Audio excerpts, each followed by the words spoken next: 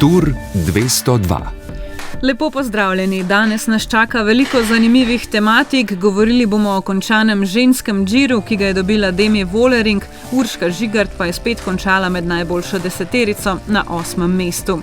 Danes se je končala dirka po Dauphineji, ki jo je dobil Isak Del Toro, ob tem pa smo še tik pred začetkom dirke po Sloveniji in dirke po Švici. Ogromno zanimivega kolesarskega dogajanja torej, osrednja tema pa bo pogovor z Jakobom Omerzelom. Vse skupaj bo pokomentiral naš radijski reporter Igor Tominec. Živjo, Igor. Živjo. Z vami bom tudi Mojca Breskvar. Kolesarski podcast Vala 202. Igor, predlagam, da začneva kar žensko dirko po Italiji, ki je morda sicer časovno najbolj oddaljena. Odlična predstava Demi Vollering, predvsem v zadnji etapi, ki sicer žal ni imela neposrednega prenosa ves čas, ampak veliko dogajanja, taktiziranja, na koncu pa je prav zadnji dan rožnato majico oblekla Demi Vollering, ki je zdaj dosegla trojček zmag na teh treh največjih dirkah Tour, Giro, Vuelta. Res izjemen uspeh Nizozemke.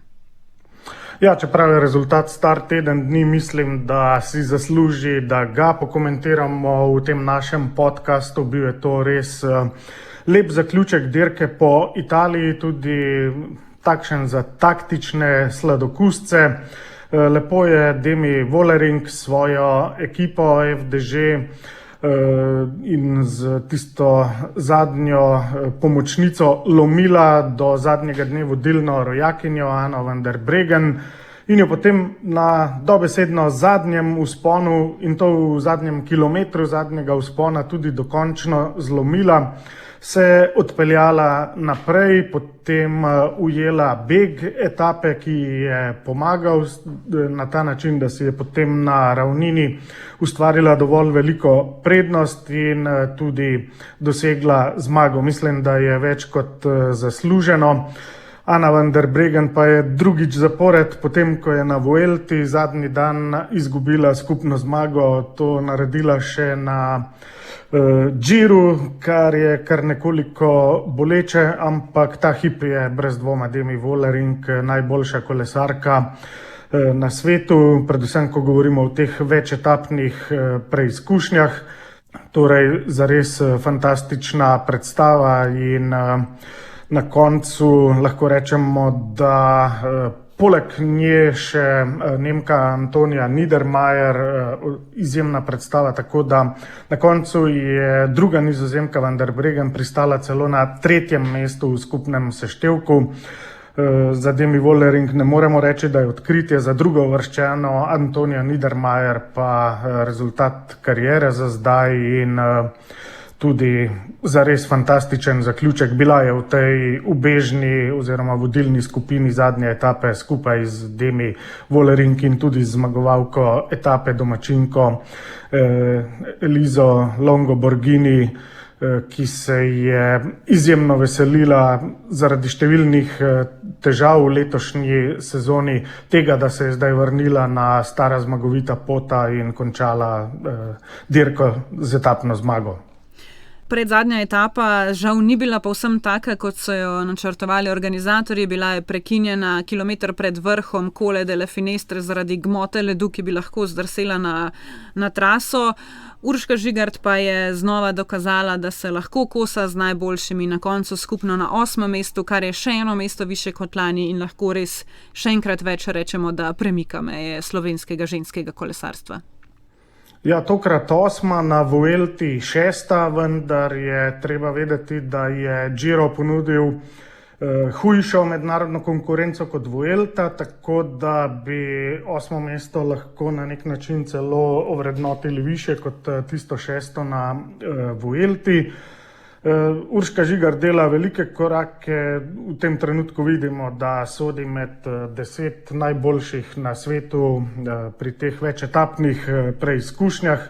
Na enodnevnih še ni tako prepričljiva in tako v ospredju, kakorkoli že trenutno 29. mesto na svetovni lestvici sploh še ne odraža njene realne vrednosti, ker vidimo, da se v skupnem seštevku uvršča tudi v najhujših konkurencah zdaj že stalno v prvo deseterico in kmalu se bliža tudi dirka po Švici, kjer je zablestela v lanski sezoni in mislim, da se obeta še en vrhunski rezultat in da bo potem tudi počasi uvrstitev na svetovni lestvici odrazila to njeno realno vrednost, ker zaenkrat nekako tako je kot na borzi, ko cena delnic včasih še ne odraža dejanske vrednosti. Prisluhnimo zdaj tudi Urški Žigart, kaj je povedala po končani dirki po Italiji.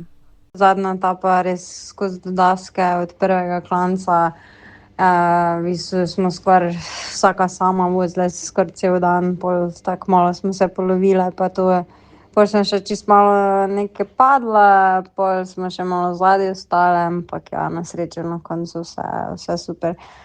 Drugače pa level ženskega kolesarstva je na novem nivoju in drugače sem ful vesela, da sem lahko zraven, ampak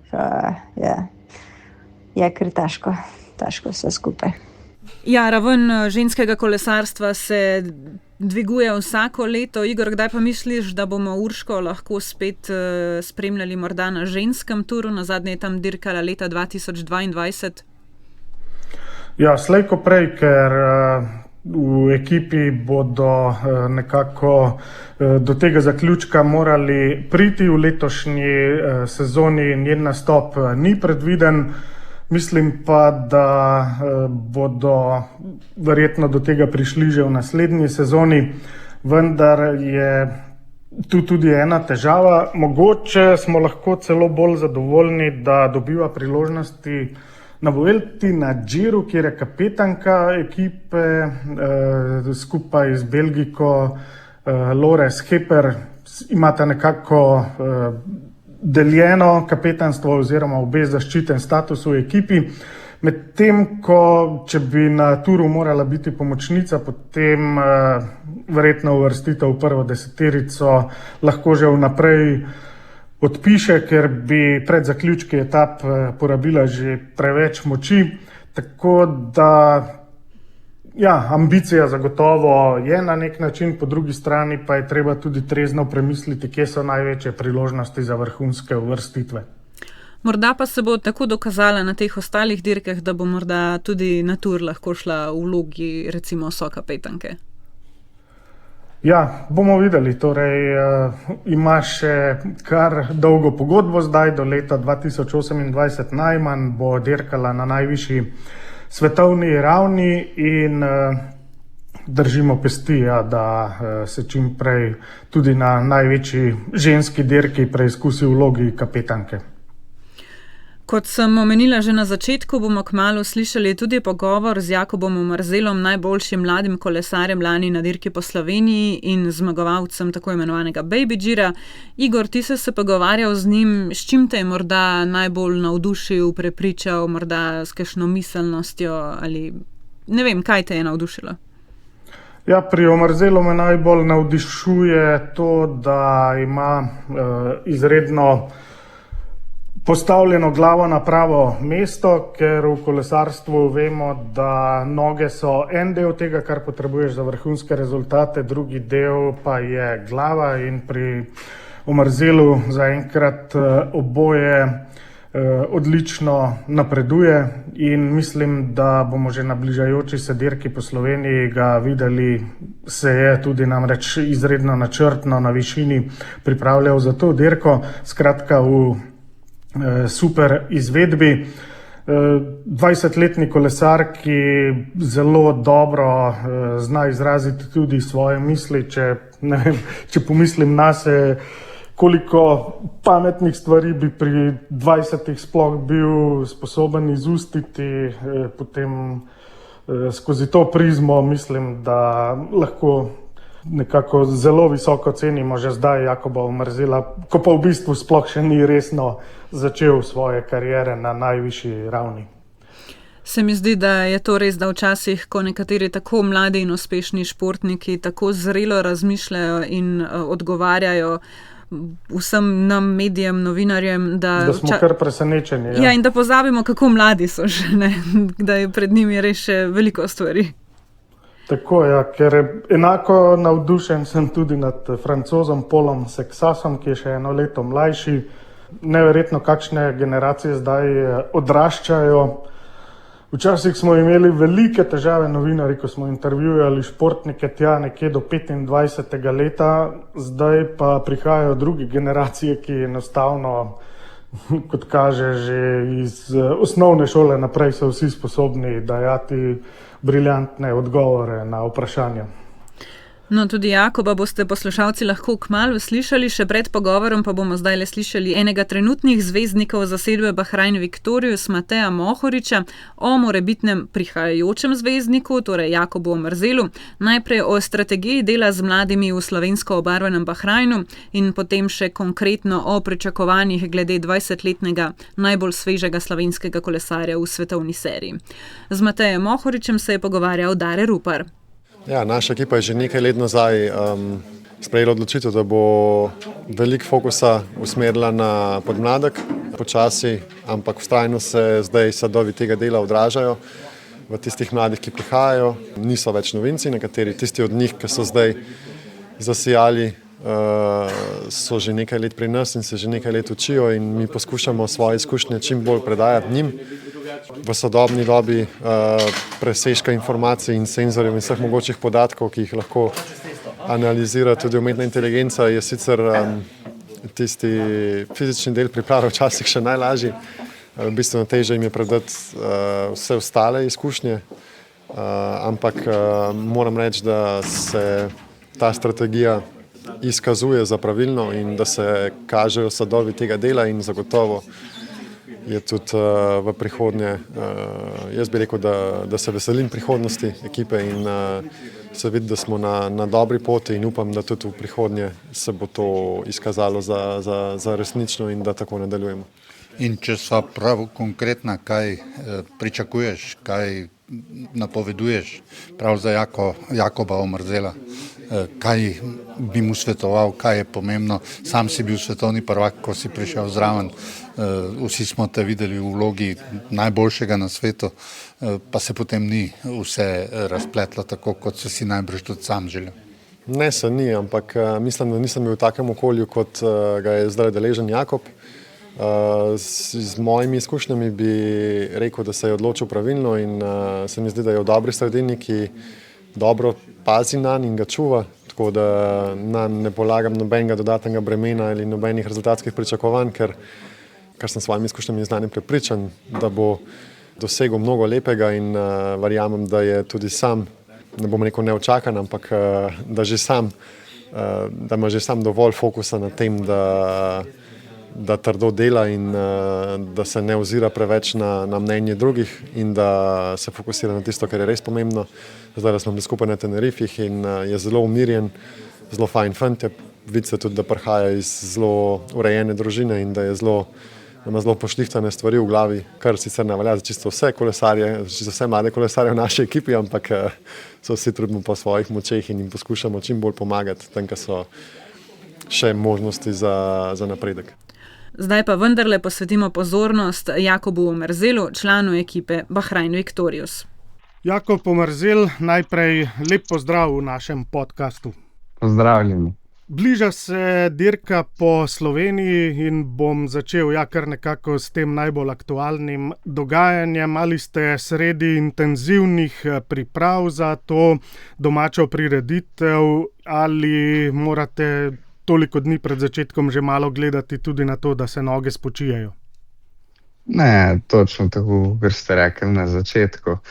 Zdaj smo bili pač v obdobju pripravljenosti, bili smo na višini, preživeli veliko časa na njej, kvalitetnega in pred takimi dirkami ni neke potrebe po počitku. Zadnjič sem poslušal pogovor z Matejem Mohoričem, ki je rekel, da sta bila v bistvu skupaj na pripravah, samo da niso bile povsem enake priprave za vas na nekoliko večji višini, za njega na nekoliko manjši višini. Kako gre to? Ja, točno tako. Pač to je pa pol odvisno od posameznika. Nekomu ustreza višina, nekomu ne. In na Matejovem primeru se pač on sam meni, da mu bolj ustreza, če je na normalni višini, kar se pravi na morski. In ja, meni pa zelo, zelo ustreza, če sem na višini in da dobim še nek ta dodaten boost. Kako to pravzaprav čutite oziroma kako kolesarji veste, kaj je za vas najbolje? Pa verjamem, da Matej Mohorič, ki ima toliko let za sabo World Toura, nekako še lažje to oceni kot vi, ki ste nekako na začetku te poti.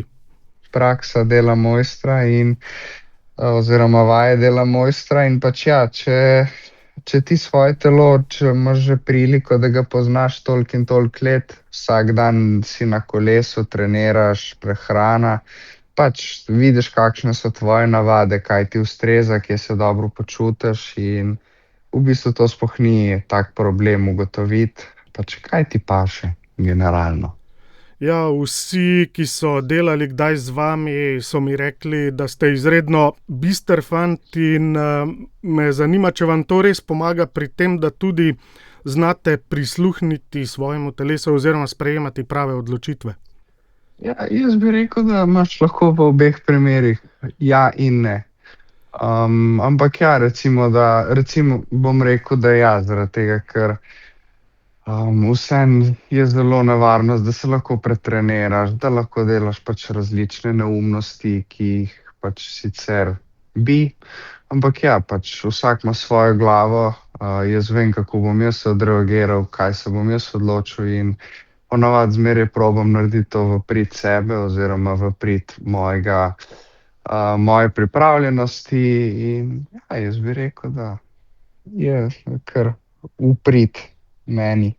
Ena takšnih odločitev, ki ste jo morali sprejeti, pač z ekipo skupaj, športnimi direktorji že pred časom, verjetno že v lanski sezoni, je, da letos v prvi sezoni najvišje svetovne ravni, da ne boste šli na 3-tedenske dirke, da boste skušali delati rezultate, nabirati izkušnje na enotedenskih in seveda tudi enodnevnih. Ja, jaz mislim, težko je reči zdaj, kaj je dobro, kaj ni dobro, zaradi tega, ker če bi nekdo vedel recept, kaj je dobro, se mi zdi, da bi imeli ne samo enega Tadeja, ampak bi jih imeli kar veliko. Jaz mislim, da je dobro korak za korakom delati vsako stopnico posebej, ne preskakovati in slediti razvoju in če je to prava odločitev, je to prava odločitev za nas.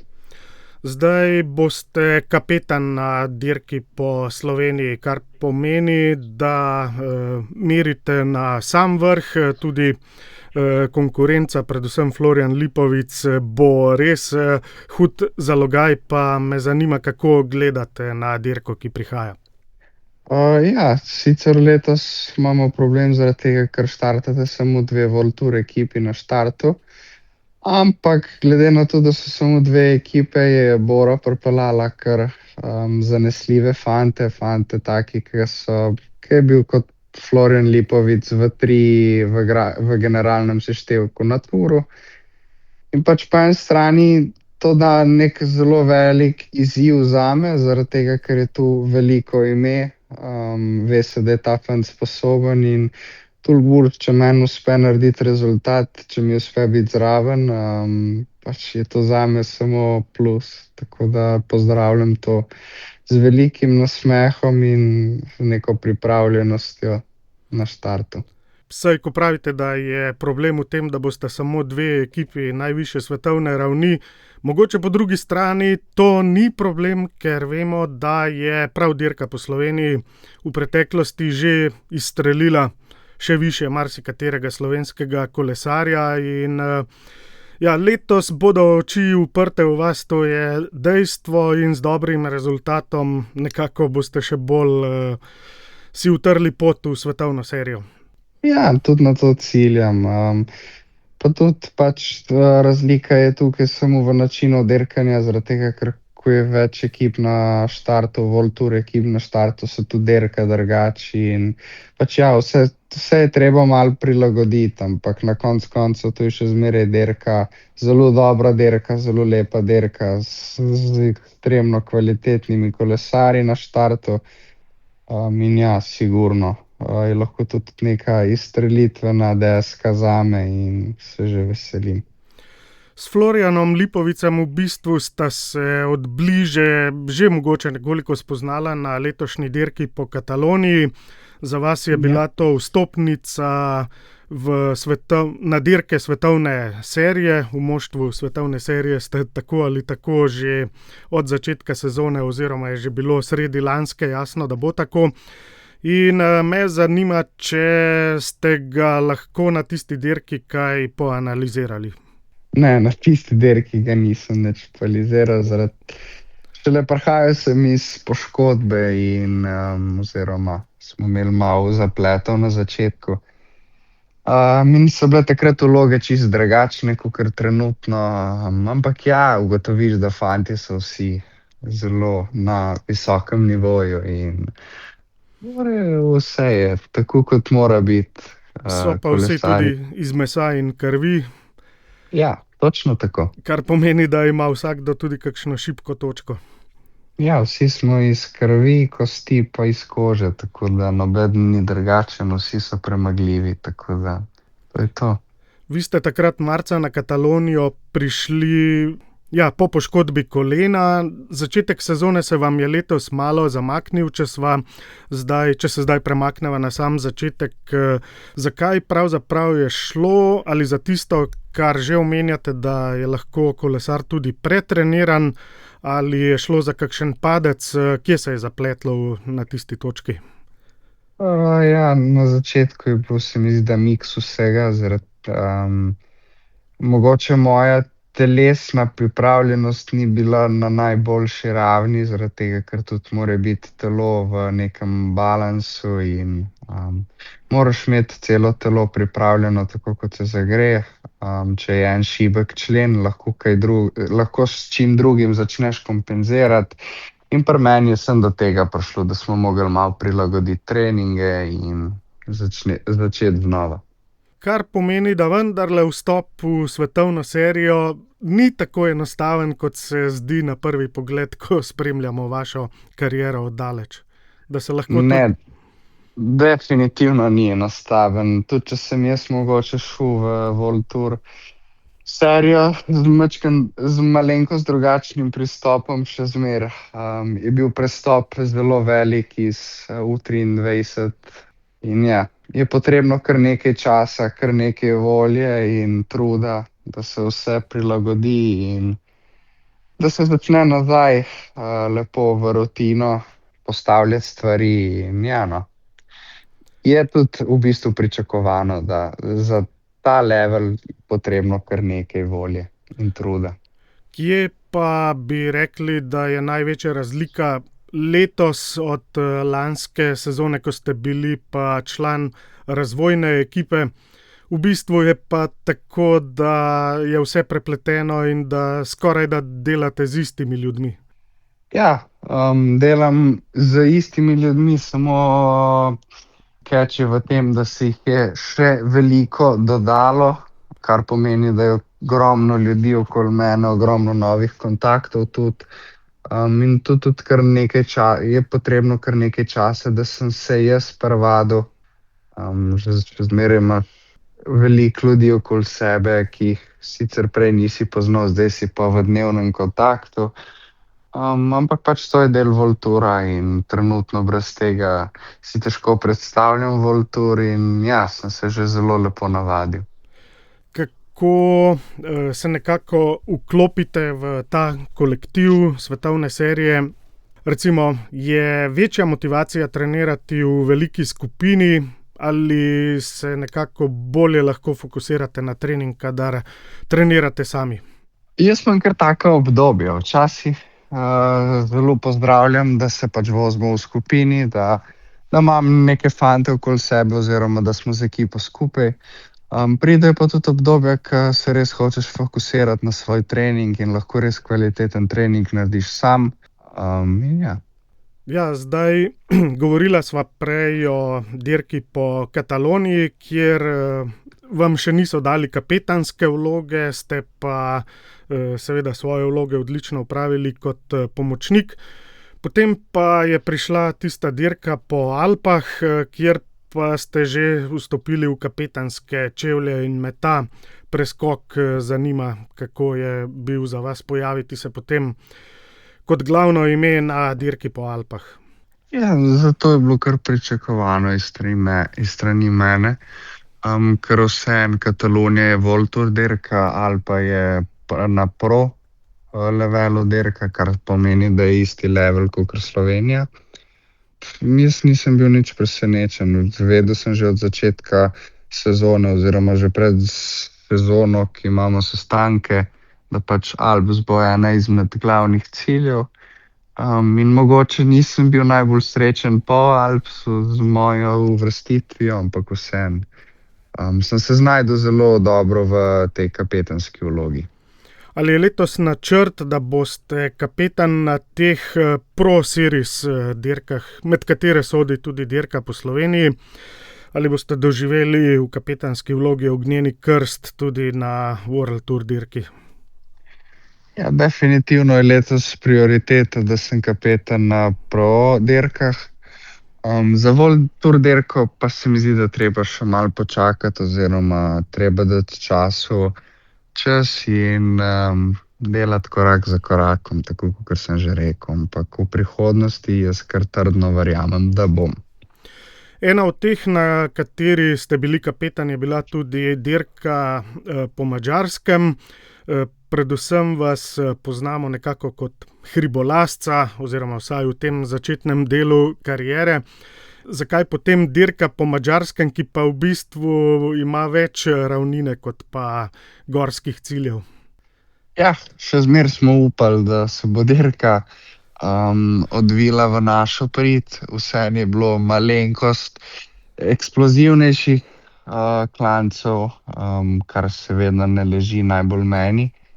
Ampak ja, še zmeraj jaz mislim, da se treba na vsakem področju izboljšati in pač prilagoditi, sploh če hočemo v prihodnosti biti kaj bolj resen lider na kakšnih Grand Tourih. In ja, izključno iz pridobivanja izkušenj smo šli tudi na Madžarsko in upali, da se bo dirka odvila v našo prid, ampak pol nam je pa tudi mal padec in vse ostali zapleti zagodilo. Z vidika nabiranja izkušenj ste pa kar bogatejši odšli iz Madžarske. Veliko se je dogajalo, vam že padec v prvi etapi, ki pa nekako ni botroval temu, da bi se predčasno poslovili. Ste stisnili zobe do konca potem? Ja, točno tako. Na prvi etapi se je pa zgodil ta padec in pol imaš dve odločitve. Lahko greš domov, lahko pa nadaljuješ. In na srečo mene sem se naslednje jutro zbudil s to mislijo, da bom nadaljeval in z dobrim občutkom. In ja, jaz mislim, da takrat, ko sem se za to odločil, sem pridobil kar nekaj izkušenj. In jaz mislim, da na koncu se zmeraj iz slabših izkušenj naučiš veliko več, kot iz tistih, ki pa zmagaš oziroma narediš dobro uvrstitev. Ja, eden od dogodkov, ki sem si ga najbolj zapomnil z dirke po Madžarski, je tisti teroristični napad srne v eni od etap in je pa napadl oziroma je skočila na cesto točno v vašo ekipo Bahrain. Ja, ampak sreča, ker dosti nisem bil zastanjen na kolesu oziroma nisem bil nekje zataven z mislimi.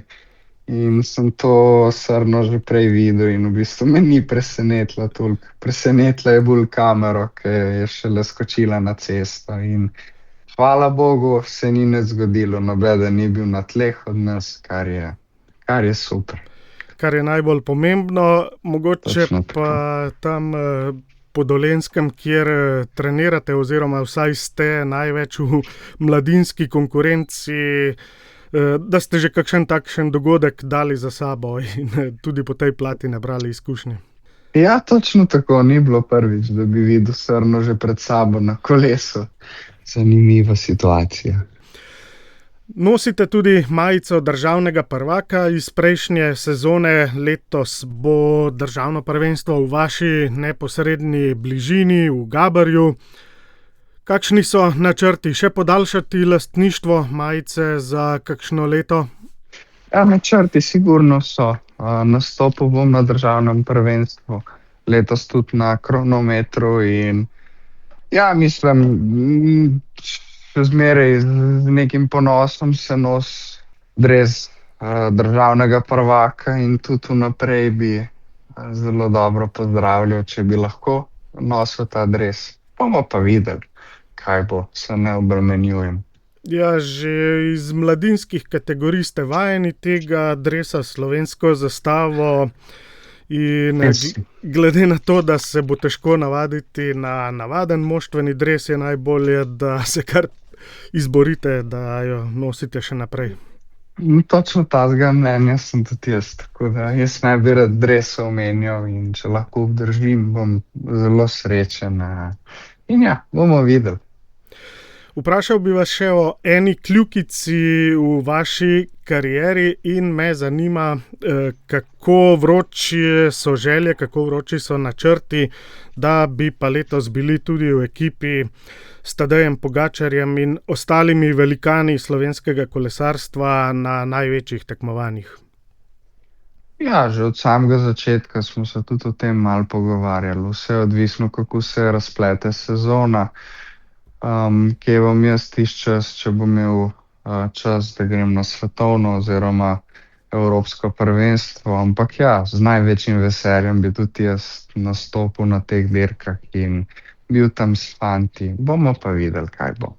Kako pomembno tekmovanje za vas osebno bi bilo evropsko prvenstvo na domačih cestah? Pravijo, da bo ogromen naval gledalcev, da jih bodo komaj da spravili ob traso na Gorenjskem. Kako pomembno bi bilo za vas nastopiti v tej atmosferi? Ja, bilo bi nekaj najlepšega, se mi zdi, da kar se lahko zgodi v naših karierah, da na domačih tleh imamo evropsko prvenstvo oziroma neko tako veliko dirko. In jaz bi z največjim veseljem oziroma bi šel z največjim veseljem na to dirko in sigurno bi bil nek poseben občutek. A s selektorjem s tem že govorite v tej fazi sezone, ko smo še vedno v dokaj zgodnji fazi, ali se s tem čaka za pač tiste zadnje tedne pred velikimi tekmami? Da bi jaz vedel, ne. Trenutno se še nič ne pogovarjamo. Se mi zdi, da je še kar nekaj časa do tam. In ja, se temu še ne daje prioriteta tem pogovorom.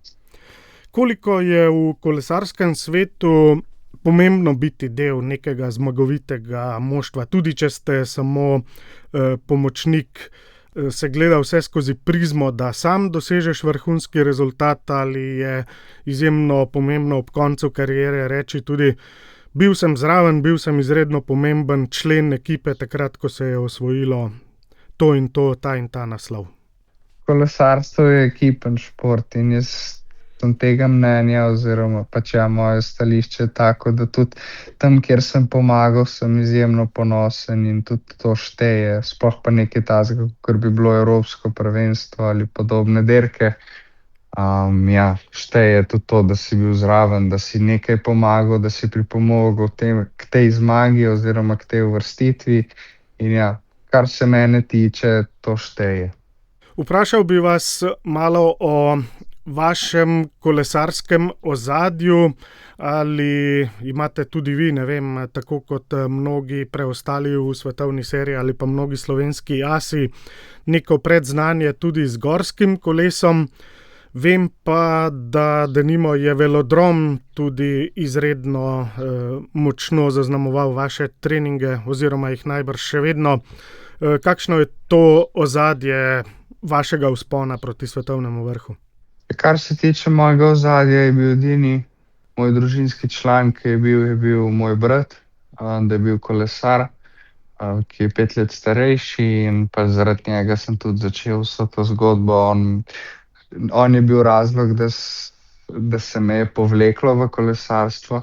Pa v vodah dečkov in mladincev v Adrii sem v nekaj izjemnih osebnosti okoli mene in sem za njih tudi zelo hvaležen. In ja, jaz mislim, da to okolje v Novem mestu, v Sloveniji in te ljudje, ki so sodelovali z nami oziroma še zmeraj nekateri sodelujejo, nas je pripeljalo do tega, pa ne samo mene, tudi če sem jaz pač eden izmed redkih teh fantov, ki je pač prišel v World Tour. Se mi zdi, da smo se vsi v zelo dobro smer obrnili in smo imeli zelo dobro vzgojo in je potem pol nekaj takega samo vprašanje časa, kdaj se bo zgodilo. Včasih smo že v šali rekli, da bi bilo treba v Sloveniji postaviti spomenik starejšim bratom. V tem smislu enaka zgodba pri Pogačarju. Starejši brat je začel treninge, potegnil mlajšega, se nato umaknil, mlajši se je pa prebil v ospredje. Ja, mislim, zmeraj neka oseba za tem stoji in pač tudi pri meni je bilo enako in sem temu zelo hvaležen. Starejši Je brat lepo. pa zdaj vozi avtobus na dirkah Bahrajna in me zanima, ali na letošnjih preizkušnjah sta že bila skupaj v tem smislu. Ja, smo kar redna praksa, da smo skupaj. Pri nas je v naši ekipi dela že dlje časa, kakor sem jaz noter, tako da je zelo lep občutek, ko imaš brata na vseh dirkah in sem temu tudi izjemno hvaležen. Drugi dober občutek pa je, ko prideš v ekipo in je tam veliko ljudi, ki konec koncev govorijo slovensko. Domače okolje, veste, da bodo vsi držali z vami, da vam bo vsakdo pomagal, če se kaj zatakne. Verjetno za vas nikoli ni bilo sploh vprašanje, kje vstopiti v svetovno serijo. V Bahrajnu je to nekako najbolj logična pot za slovenskega kolesarja. Ja, tu sem že večkrat rekel. Tudi če bi se odločil še enkrat z ekipo, če bi bil mladinec, bi še enkrat zbral Bahrajn, ker je toliko poznanih ljudi noter, pač še zmeraj neka atmosfera, ki meni ustreza in sem pač izjemno vesel, da sem lahko v taki ekipi. Da, neko udobje, še zmeraj, tudi če si več kot pol leta v tujini, 3/4 leta v tujini in to pripomore sigurno k našemu občutku in performansu. Letos je Bahrajn v vzponu na splošno. Če gledamo samo predstave, recimo dva bi izpostavil, Afonsa Eulalija in pa Aleka Zegarta. In me zanima, če imate kakšno razlago, zakaj in koliko boste še sami dodali k tej krivulji. Ja, letos smo z ekipo kar nekaj spremenili v našem pristopu treniranja in vsega ostalega.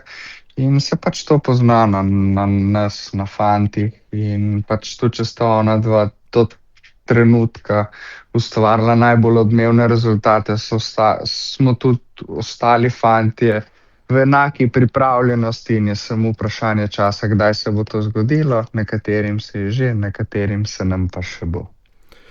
Ja, lani ste vi ravno v tem obdobju junija imeli največji vrhunec forme v sezoni.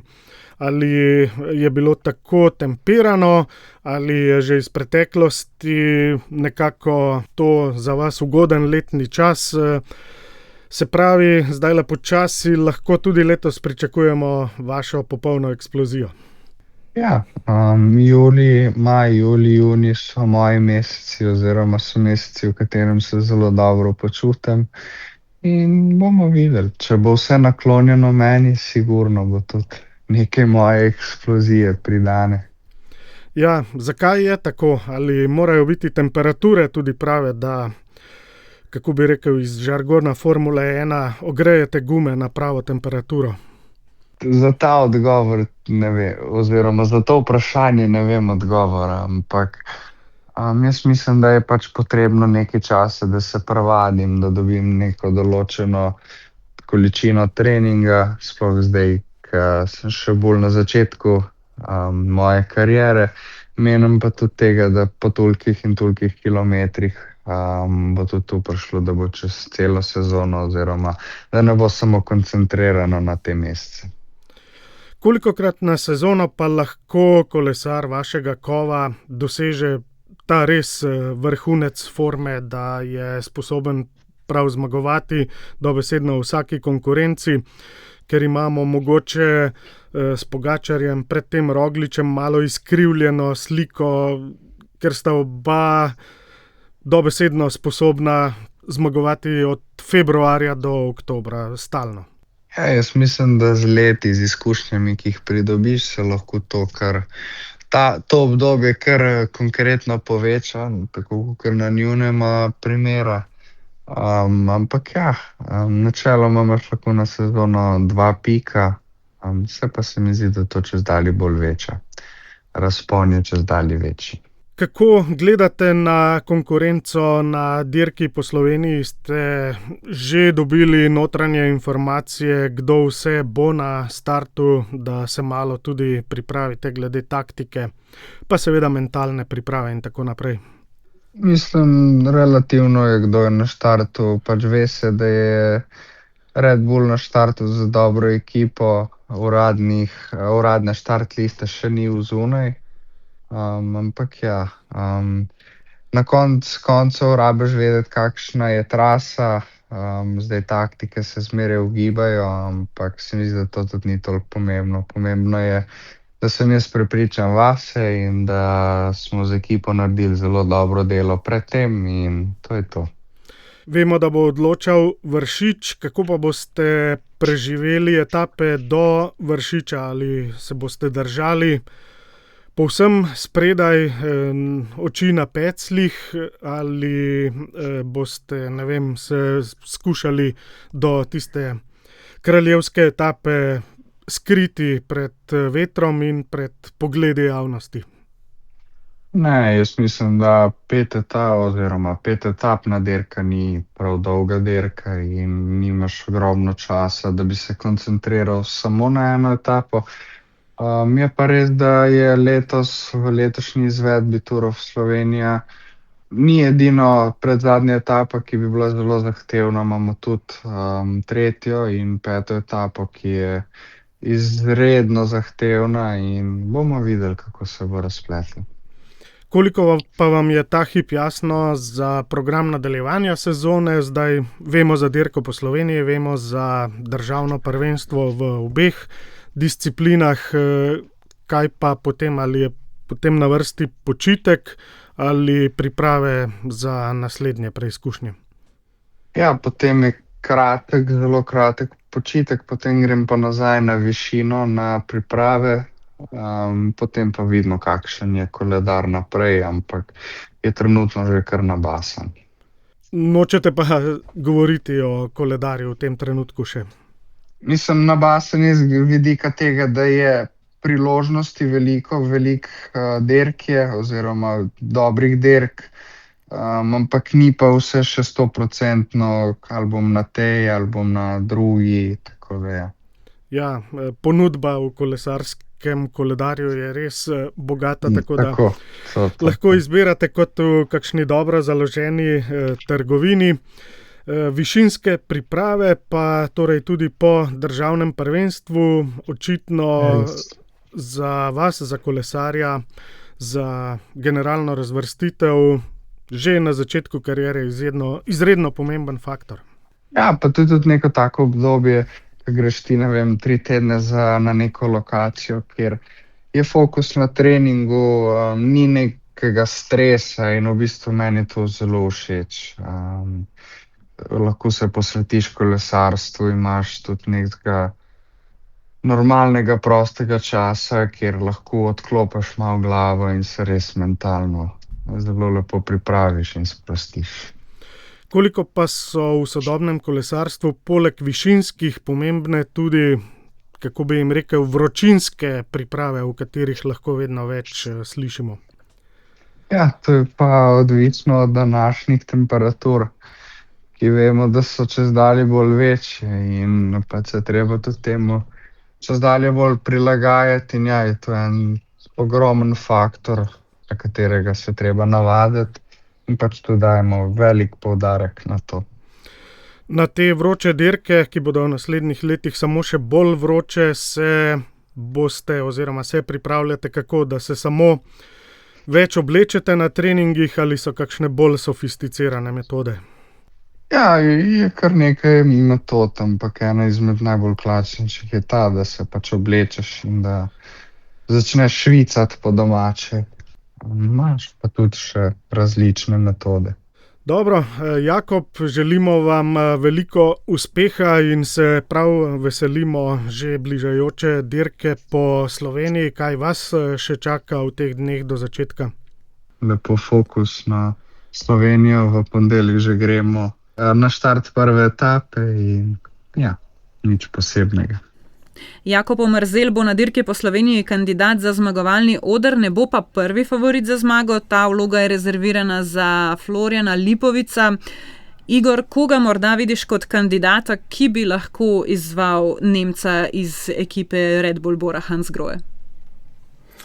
Ja, glavni izzivalec bo kar Jakob, se mi zdi, kajti Red Bull Bora Hansgrohe ima v svojih vrstah na tej preliminarni listi prijavljenih je še Italijan Giulio Pellicari. Če bi Pellicari pač dirkal proti Lipovicu, bi ga na določenem terenu seveda tudi lahko premagal mladi Italijan, vendar tokrat, če bo dejansko potrjeno, da bo na dirki po Sloveniji, bo zagotovo Lipovicu pomagal. Nemec konec koncev je zdaj že kar nekaj časa član svetovnega vrha, ampak ne zmaguje veliko, tako da zagotovo ne bodo na dirki po Sloveniji imeli kakšnega morebitnega deljene kapetanske vloge. Lipovic mora dobiti dirko po Sloveniji z vidika Red Bull Bora Hansgrohe, zato da si dvigne samozavest pred turom. In mislim, da mu tu ne bodo skakali v zelje. Tako da se nekako kar obeta dvoboj dveh ekip svetovne serije. Red Bull Bora Hansgrohe prihaja z nekakšno dokaj blizu sanjske zasedbe.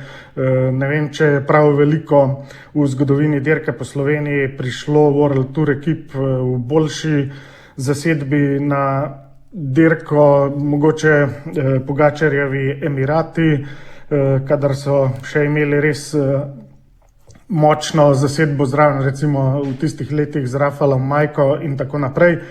Ampak nasproti tem pa bo stal Bahrajn z Jakobom Omerzelom oziroma z kar nekoliko večjo falango mladih slovenskih kolesarjev, pa Hrvatom Miholjevičem, pa Italijanom Zambaninijem. Skratka, lep dvoboj, v katerem pa moramo pač ugotoviti, da je Florjan Lipovic že dokazano ime, Jakob Omerzel bo pa imel vlogo izzivalca. Predvsem pa omenil si, kako močna ekipa je Red Bull, da če bo že letos manj ekip svetovne serije, da recimo pač res pridejo v močni zasedbi, ne? Mislim, da zdaj ni tako pomembno, a sta dve ekipi svetovne serije ali bi bile 4, kot smo jih tudi že videli na dirki po Sloveniji, ker je bolj pomembno to, koga pripeljajo in kakšen razplet bomo videli na cesti oziroma boj na cesti. In če se dejansko zgodi, da bo Omerzel naredil tak velik korak naprej, kar je pri tako mladih kolesarjih vedno mogoče in vemo, da včasih, ko ga takole mesec, dva ne vidiš na dirkah in potem pride v boljši izvedbi kot prej, da lahko izjemno dobro preseneti. Skratka, če bi videli tak lep dvoboj do zadnjega dne, do ciljne črte v Novem mestu med Lipovicom in Omerzelom, bi ne glede na končni razplet lahko rekli, da je to fantastično za kolesarstvo, pa fantastično tudi za slovenski podmladek, ampak moramo pa seveda najprej pogledati dirko pa videti, če bo šlo vse po načrtih in če se bo Jakobova forma res izkristalizirala dobro po teh pripravah na Tenerifih in potem, če bo tako, se nam obeta mogoče pa res zelo lep teden na slovenskih cestah, ki bi ga morda lahko začinil še kakšen drug slovenski kolesar, recimo, ne vem, iz domačih zasedb je edina možnost v begih, medtem ko iz zasedbe svetovne serije iz Bahrajna pa je zagotovo Jacques Eržen že kader, ki lahko napade kakšno etapno zmago bolj v začetnih dnevih dirke po Sloveniji. No, Jakoba smo že slišali, zdaj pa prisluhnimo še, kako to, da se je Florian Lipovic odločil, da bo v pripravi na Tour tekmoval na dirki po Sloveniji. I mean, last year with Dauphiné, it was already a lot of pressure and racing was super hard. So, we said we take a different way into the Tour, and I think the course in Slovenia this year is pretty nice, and I like to race there as well, so I'm looking forward. 25-letni Nemec, lani tretji tako na dirki po Dauphinéji kot pozneje na Touru, pravi, da je bilo lansko dirkanje na generalki, torej na Dauphinéji, malo preveč stresno in tudi pretežko v pripravi na Tour, zato so se letos v moštvu odločili, da uberejo drugačno pot. Dirka po Sloveniji ponuja lepo traso, pravi Lipovic, poleg tega pa rad dirka v Sloveniji. Lipovic pravi, da rad dirka po Sloveniji. Kakšne izkušnje ima pri nas, Igor?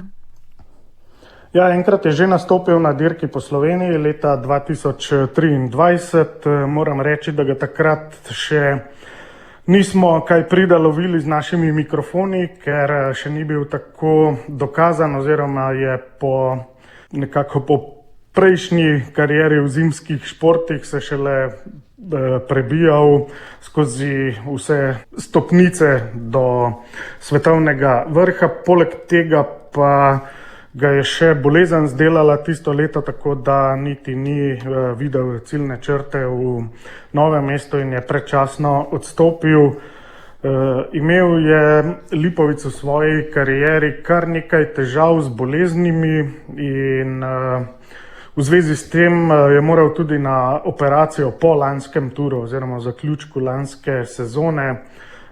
Naredili so mu neko operacijo v nosu zaradi v samem nosu je imel kar večkrat neke infekcije in to mu je v preteklosti odneslo tudi kakšen dober rezultat. Mogoče je tudi to bil ravno razlog, da je leta 2023 tudi zbolel na dirki po Sloveniji in predčasno odstopil. Je pa vseeno, mislim, da je 3 dni dirkal in dobil nek vtis in da se je nekako tudi on prepričal, da je dirka po Sloveniji res dobro organizirana preizkušnja in potem se takšni fantje, ki to doživijo, veliko raje čez kakšno leto, 2, 3 spet vrnejo na slovenske ceste, takrat, ko so mogoče že malo bolj dokazani in z večjimi cilji. Ima pa tudi slovenske kolesarje v ekipi, morda bo njiju vprašal za kakšen nasvet. Primož Roglič je zdaj v ekipi Red Bull Bora Hansgrohe tudi nekako v vlogi mentorja in Lipovic je spregovoril tudi o sodelovanju v moštvu s slovenskim šampionom. Just to see how he prepares for racing and how he also handles the pressure and just to be with him. You can already learn a lot, and it's not like I cannot say now certain things, but just to see how he does the nutrition side and the training and so on, and just to be there, you can already learn a lot. Glavno nemško orožje v kolesarstvu, ki je prav tako kot Roglič v ta šport prišel iz zimske panoge, iz biatlona, poudarja, da se je od slovenskega zvezdnika lahko naučil priprave na dirke ter kako se otresti pritiska.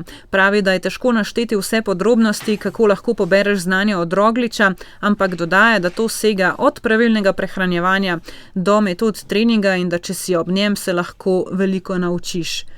Torej, Primož, seveda mentor vsem tem mlajšim v nemški ekipi. Lipovicu bo do zmage na dirki po Sloveniji pomagal Jan Tratnik. Kar nekajkrat pa je Nemec dirkal tudi skupaj s Primožem Rogličem. Si morda pričakoval, da boste združila moči tudi na dirki po Sloveniji?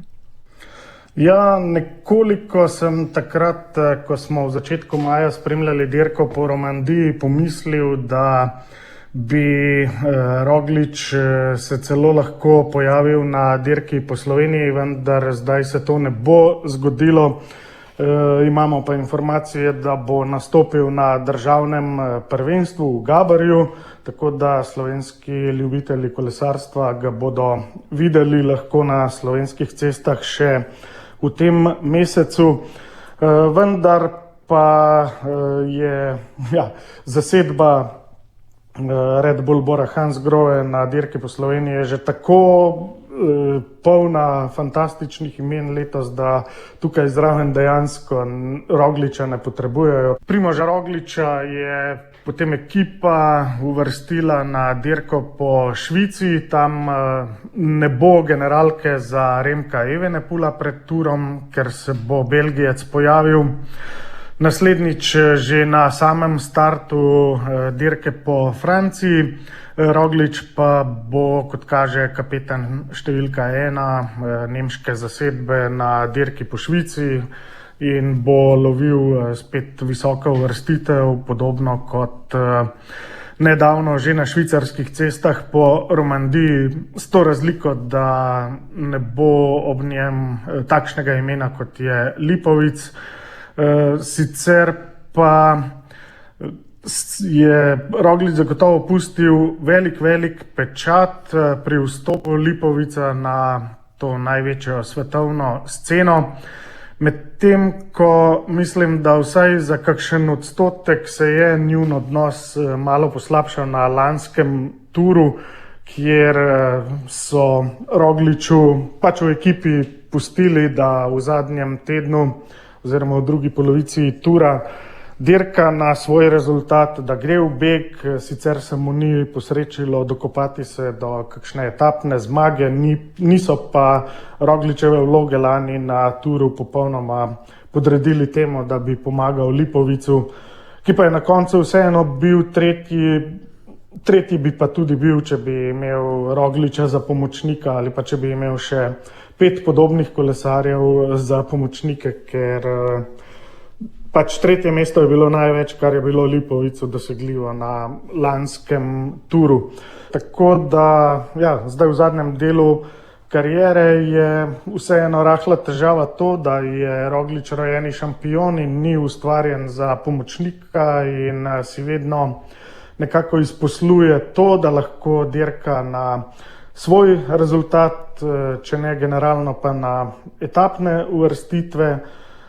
Kolesarjem, ki prihajajo, med njimi tudi Lipovic, pa seveda to ni najbolj všeč in zaradi tega morda še bolje, da na letošnji dirki po Sloveniji Lipovic dirka pač z drugimi pomočniki, kot pa je Primož Roglič, ki bo imel pa seveda proste roke in kapetansko vlogo in morda pot do dobrega rezultata na dirki po Švici. Bomo videli, kaj se bo dogajalo. Ostanemo zaenkrat še na dirki po Sloveniji, ki se bo začela v sredo in seveda smo pred začetkom pred mikrofon ujeli še direktorja dirke Bogdana Finka, ki je najprej povedal, kaj so zadnje informacije, preden gre v sredo zares. Ja, kot vedno, še 2 dni je ali pa 3 do začetka tekme. Vse aktivnosti potekajo v skladu z našim programom, generalno je vse v redu in se veselimo že torkove novinarske konference v Velenju in pa seveda v sredo štart ob Velenjskem jezeru, Velenje, Rogaška Slatina. Še kakšni zadnji izzivi, zadnje naloge, ki vas čakajo v teh dneh, na katere morda niste računali? Seveda je ogromno organizacijskih zadev, ki jih moramo rešiti tudi še do takrat. Te kar naj bodo naše, skrite. Na koncu, če bo dirka dobra, varna, je to zadovoljstvo vseh ljudi, ki delamo to tekmo. Letos bo prisotnih manj moštev svetovne serije, manj kot smo morda želeli, pričakovali, vendar pa je predvsem zasedba Red Bull Bora Hansgrohe pride s Florianom Lipovicem, Julijem Pelicarjem, Pitijem, Janom Tratnikom, zelo močna zasedba, kot da bi šlo za njih za eno najpomembnejših dirk v sezoni. Ja, to je tisto, kar že večkrat sem tudi jaz s strani organizacijskega odbora opozarjal. Tekmovalni del oziroma priprave na tekme se spreminjajo. In mi smo hoteli pred letom ali dvemi dogovor z ekipo Red Bull, smo ga dobili. In istočasno pa tudi druge ekipe imajo preveč trening kampov, preveč poškodovanih kolesarjev in težko pride na dirko po Sloveniji. Me veseli, da imamo mogoče, špekuliram tudi naprej, obračun med Florianom Lipovicem in pa Jakobom Mrzelom, kar drugi naš Slovenci in upam, da mi dobimo in zmanjšamo prednost tujih kolesarjev v zmagah proti tujcem. Pa vseeno ste morda nekoliko razočarani, da se kakšna ekipa ni sestavila, da bi lahko prišla, vemo pa, da letos je teh poškodb res ogromno. Ne, vedno smo bili v teh okvirih in nismo razočarani, zato ker je dirka po Sloveniji na nek način tudi priložnost za druge naše tekmovalce Slovence, da se izkažejo in mogoče tudi kakšen tujec. Mi tega v tem trenutku ne vemo.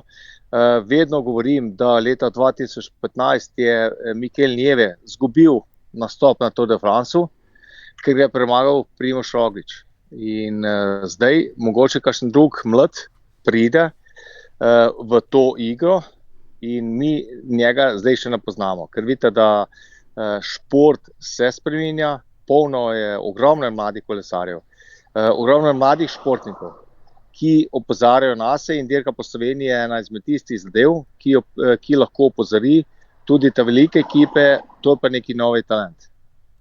Omenili ste mlade kolesarje in ravno recimo nasproti zasedbe Red Bulla bo najbolj slovensko moštvo v svetovni seriji Bahrain Victorious z obetavnimi mladimi kolesarji Jakobom Mrzelom, Žakom Erženom in v tej sezone tudi z naturaliziranim Romanom Jermakovom, tako da tudi to je verjetno zelo lepo in spodbudno. Definitivno. Na nek način je ogromno naših fantov, kolesarjev, pa tudi ostalih maserijo, mehanikov in tako naprej v tej ekipi. Seveda navijamo tudi za njih in upam, da naši Slovenci, se pravi ne samo slovenski klub, tudi iz Bahraina, izkoristijo to priložnost. Kot je lansko leto bil četrti na dirki Jakob, jaz upam, da letos bo nekaj podobnega. Potem je ob teh ekipah svetovne serije tudi 10 ekip iz druge svetovne ravni, torej Pro Teams. Kot ste že dejali, morda kolesarji, ki jih še ne poznamo, pa jih morda bomo še nekoč dobro spoznali. Nekateri so že dobivali tudi etape na največjih 3-tedenskih dirkah. Bodo te kolesarji morda še bolj motivirani na preizkušnji po Sloveniji, sploh morda bodo začutili, da imajo še večjo priložnost, da nekaj naredijo? Definitivno. Tukaj so oči svetovne kolesarske javnosti odprte v njih in na njih je, da priložnost izkoristijo. Kaj pa lahko naredijo, kaj mislite, da lahko naredijo 3 slovenske kontinentalne zasedbe? Za njih je to verjetno osrednja dirka sezone. Osrednja dirka sezone, vsi mi slovenske ekipe iščemo priložnosti v pobegu, ker če čakamo končni razplet v etapi na Red Bull pa na Bahrain, potem je v naši taktiki nekaj narobe. In mogoče pa z dolgimi pobegi vsi skupaj mi Slovenci pridemo do nekega vidnejšega rezultata. Za konec samo še to, česa si želite na dirki, vemo varno izvedbo in da pridejo vsi celi čez ciljno črto, ampak izven tega, česa si najbolj želite? Mislim, da ste povedali glavno, da mi si želimo lepo, varno dirko, da vsi navejo za vse kolesarje. In če bojo kolesarji zadovoljni, ekipe se bo tudi prihodnje leto vračali. Toliko o dirki po Sloveniji zaenkrat, ne moremo pa seveda mimo dirke po Dauphineji, ki mislim, da se kar nekako drži to ime, čeprav ima zdaj novega sponzorja in novo ime. Zmagal je Isak Del Toro, Luke Tackwell je na koncu zadržal drugo mesto, potem ko je bil tudi nekaj časa v rumeni majici vodilnega, tretji Juan Ayuso, na predzadnji etapi pa je padel Pol Sexas, ki potem ni končal te zadnje 8. etape. Vsi Slovenci so odstopili že pred koncem. Igor, kar zanimiva dirka, bi lahko rekli, morda z nekoliko presenetljivim razpletom. Ja, kar nekaj iztočnic si naštela, pa bom začel pri samem imenu. Tudi meni je še vedno bližje Dauphineja, ker če rečeš Dauphineja, potem vsakdo v kolesarskem svetu točno ve, za katero dirko gre. Jih pa razumem Francoze, da menjajo ime, kajti Dauphineja niti geografsko, niti administrativno, niti v turističnem pogledu v bistvu ne pomeni ničesar več, ker je to šlo za neko pokrajino v 11. 12. stoletju, ki ima sicer lepo zgodovinsko vrednost, zgodovinsko patino, nima pa, kako bi rekel, nekega turističnega magneta, zato so raje izpostavili dve te pokrajini, po katerih poteka dirka. Auvergne je tam, kjer so te znameniti vulkani, tudi Puy de Dôme, ki nam je najbolj znan in na katerih so velikokrat etape različnih dirk, tudi Tour de France.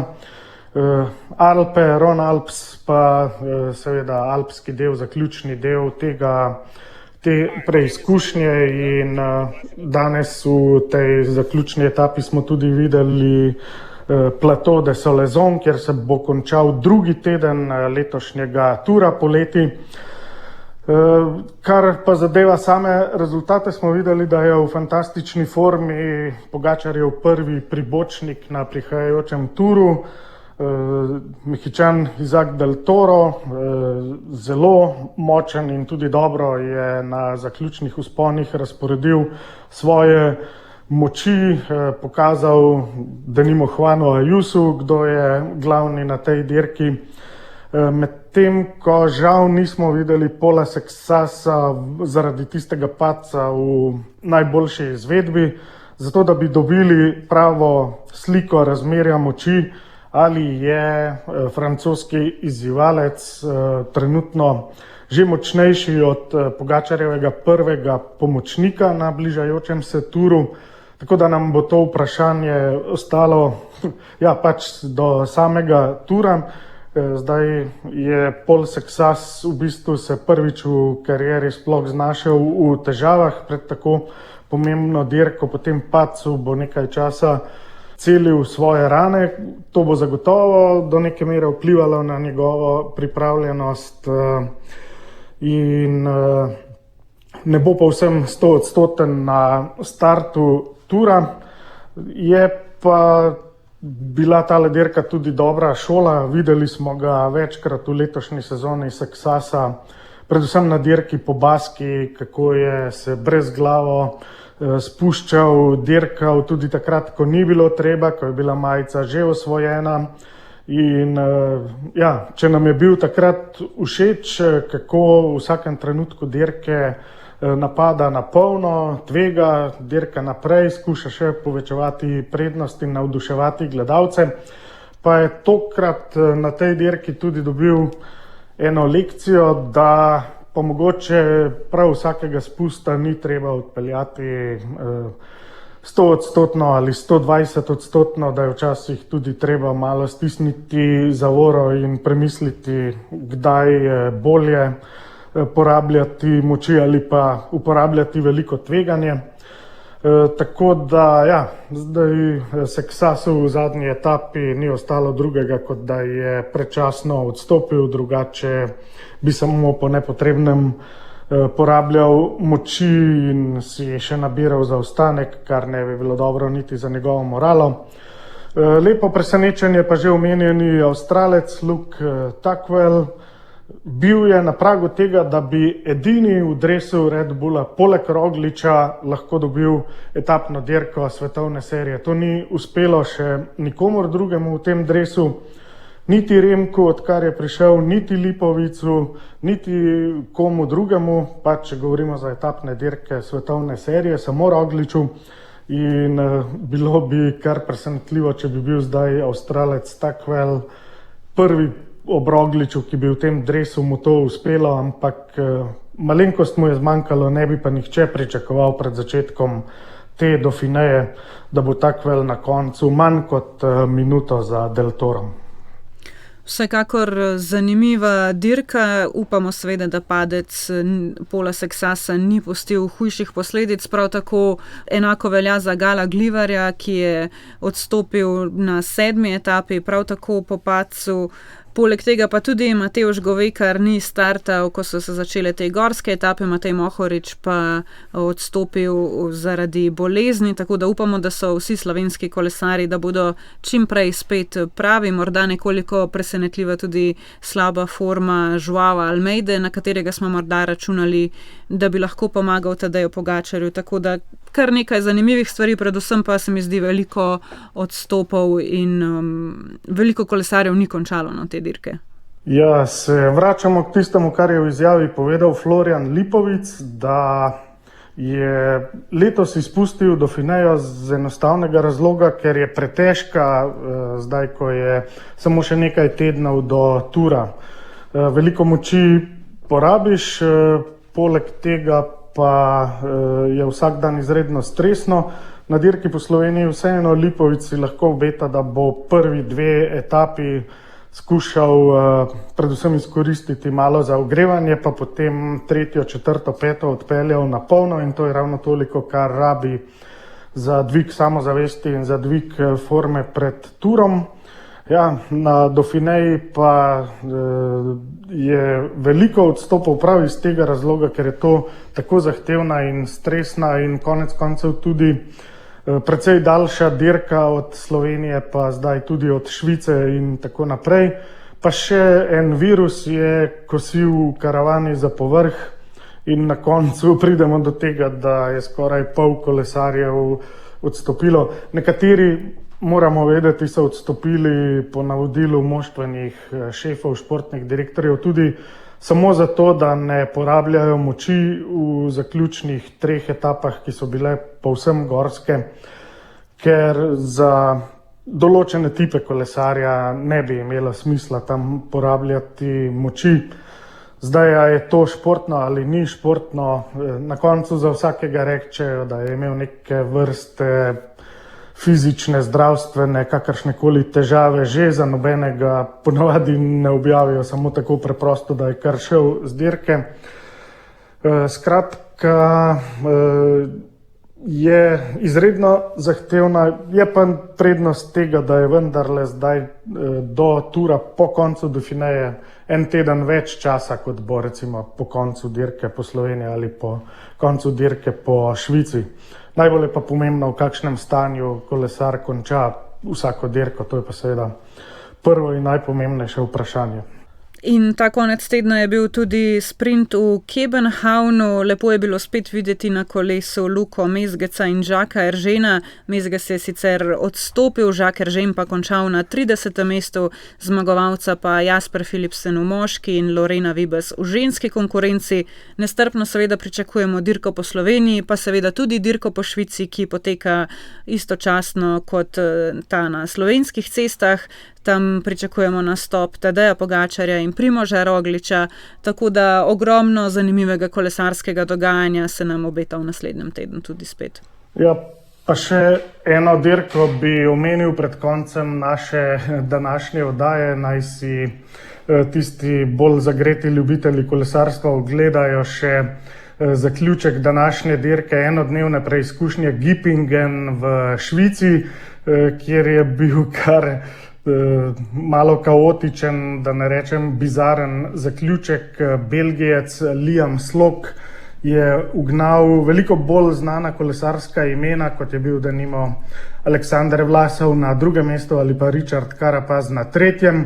Je pa zmagal tako, da je, ko je dvignil roke s krmila, v bližini ciljne črte izgubil nadzor nad kolesom in padel v cilj. Ampak vseeno Padel je čez ciljno črto, Čip je zaznal, da je prvi prečkal ciljno črto, tako da sreča v nesreči, če je že padel, je vseeno vsaj pobral zmago. Priporočilo za naše poslušalce. Poslušalci, če imate vi kakšno priporočilo, nasvet, vprašanje ali mnenje za nas, nam seveda lahko pišete na tour202@rtvslo.si, kadarkoli seveda želite. Naslednjič bomo z vami spet po dirki po Sloveniji in dirki po Švici, torej združili bomo te dve dirki. Bliža pa se seveda Tour, ko bomo z vami spet, tako kot smo zdaj v zadnjih letih že kar navada, vsak dan.